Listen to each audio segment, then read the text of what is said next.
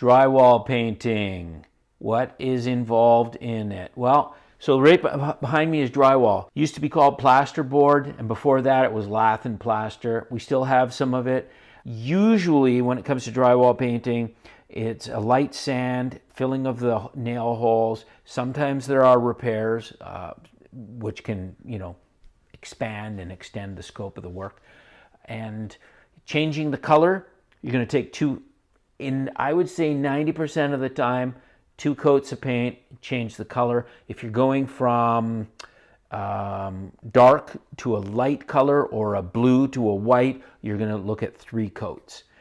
If you're going to something extravagant like a bright red or a bright orange, then you'd have to use like a deep base primer for your drywall painting. But essentially, drywall painting is pretty straightforward.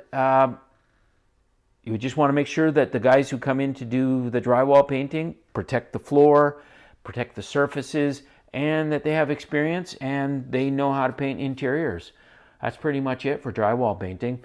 If you have any questions, post a comment below, shoot us an email, give us a call, and we'll help you out. Thank you.